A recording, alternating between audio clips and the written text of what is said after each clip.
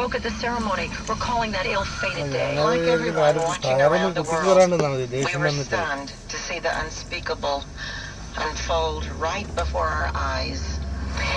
Could this really happen? No one believed it could happen. One of the astronauts was Krista McCullough, who was to become the first teacher in space.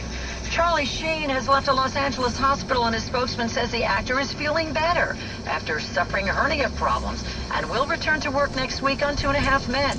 Hollywood publicist Howard Bragman says Sheen's illness may have been hernia-related, but he's also had a history of truck problems. I believe that may have been part of the problem, but I don't think anybody believes that's the whole problem, clearly.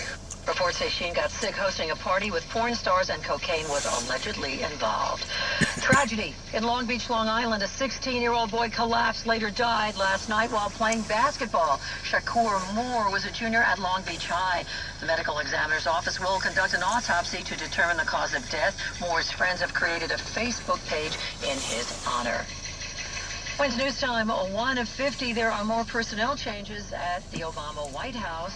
During the 2008 campaign, strategist David Axelrod never intended to move to the White House. He's glad he did. Oh, this has been the experience of a lifetime. Lesson learned in the West Wing? What you have to do is keep your eye on the long term. I mean, 3 months ago, we were left by the roadside for dead after the November 2nd election. David Axelrod's heading home to Chicago to set up the Obama 2012 re-election campaign. That's correspondent Ann Compton. Sarah Palin took to her Facebook account to attack President Obama over his State of the Union address. She called his economic policies half-baked and described his speech as recycled rhetoric which no longer inspires hope. No response from the White House.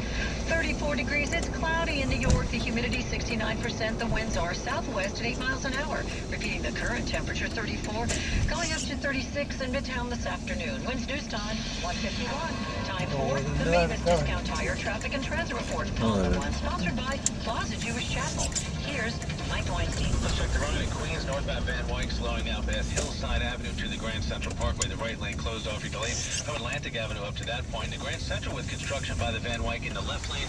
And again by Parsons Boulevard in the right lane. So watch for slowdowns through both of those areas. The LA looking pretty good here on the jam cam as you head through the fairgrounds. Bell Parkway slowing though westbound as you head past JFK. More slowdowns in both directions around Pennsylvania Avenue, and those westbound delays extend over to Rockaway Parkway. And if you're continuing west towards the inbound Gowanus, you will slow passing 39th Street and up to the Prospect with left lane repairs. Southbound BQE delayed off the LIE and into the Kosciuszko Bridge, then better down past Metropolitan Avenue. Hudson River crossings, the inbound Holland is not bad to the tolls, but you do jam onto Canal.